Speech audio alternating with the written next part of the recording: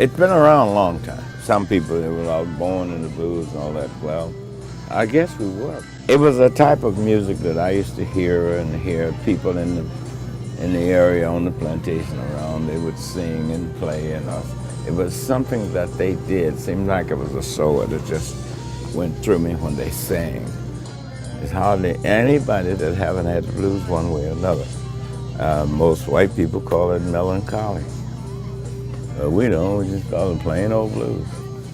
For real though, the Stones, Rolling Stones, and many of the great groups now, the popular groups, they came out playing the blues, and then white America learned about it. When we've been around all the time, they didn't pay us any attention. The blues is a feeling that most people can relate to, that ever had a feeling that hurts so bad or sometimes feels so good you can't find words to it, so you put music to it.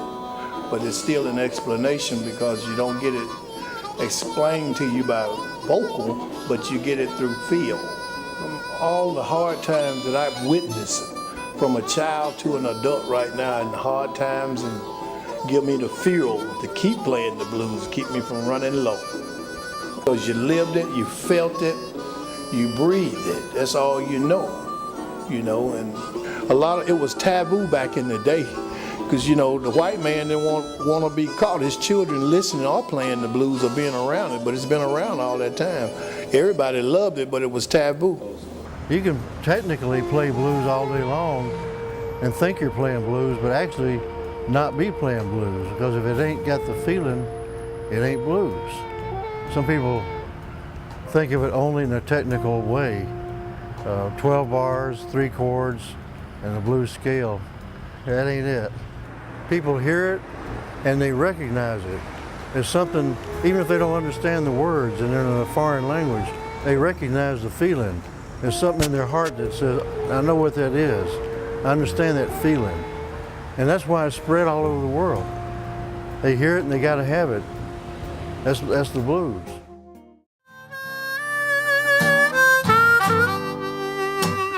Music belongs to all of us. I'm not a purist, and I don't think anyone owns the idea of what the blues is. The blues can be lots of different things. I think there is a real deal blues that happens around here that's the source, that's the authentic, that makes you richer if you listen to it and become a part of it. And everyone should come to the South and drink that up and make that a part of their consciousness, what they know about. I am so impressed in Mississippi. This is the heart of America, I think. I'm from California, never been here before, and it's made me richer and a better musician. But I had the blues before I came.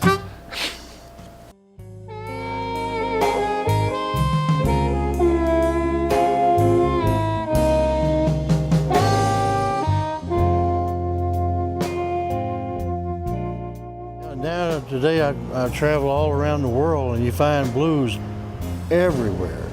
I was in China, in Beijing. There were guys playing blues harmonica, blues guitar. I was in Thailand. I was walking down the street and there's a little blues bar. I go in and I met these 3 Thai guys that played guitar. They were really good guitar players. For some strange reason in Brazil, there's a lot of young girl harmonica players that sound just like Little Walter, and it's just amazing. The blues harmonica, when I'm playing it, I just feel really alive. It's just a feeling that comes over me. I feel like I haven't got a care in the world. I don't really know whether it's night or day. All I know that I'm totally in the moment.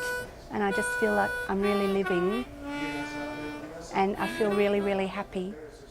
If what we hear you play is on the same page as what our ideas are, then that's a good thing. When we're around young people, it's what we call dropping little blues seeds. We try to get some of that old school blues on them, and if they pick up on it, and you can actually see it in their eyes, or I can, if it raises the hair on the back of their neck or whatever, then we know that we've dropped a little blues seed, and that little seed's going to grow. I'm an aspiring musician. And I grew up in Port Townsend, Washington. Every year I would go to this little blues festival. And I grew up watching these old men play, Pinetop Perkins, Robert Belfour, Honey Boy Edwards. When I started to play, their sound, their influence just started coming out of me, and I'm really grateful for that, experience, getting to know them, getting to hear their stories, falling asleep under coffee tables while they jammed all night. It's like the blues you sing about, and you sing because of hard things that you've gone through, because of troubles. And I think that singing of troubles and singing to people and letting them hear it, it can actually change how you're feeling. It's as if sometimes blues can make you happy to play it. You know, as miserable and as you may be because of what you're singing about, it can, at the end of the day, make you feel a lot better about it. And that's how that happens in between is something that's really hard to describe, but it's just something so wonderful that I've only found in the blues and haven't really found in any other forms of music. It's a way of feeling and thinking and looking at the world. And blues is your buddy in good times and your comforter in hard times. And it can help you all the way through your life. And like John Lee Hooker said, blues is a healer. The blues is not about ever giving up. It's a spirit of keeping on, keeping on. We can do this. We can get through this. No matter how bad it is, we'll keep getting up and going on. You know, a country guy might sing about, my baby left me, I'm gonna go jump off the bridge. And blues, the guy sing, my baby left me, I'm gonna find me a new baby.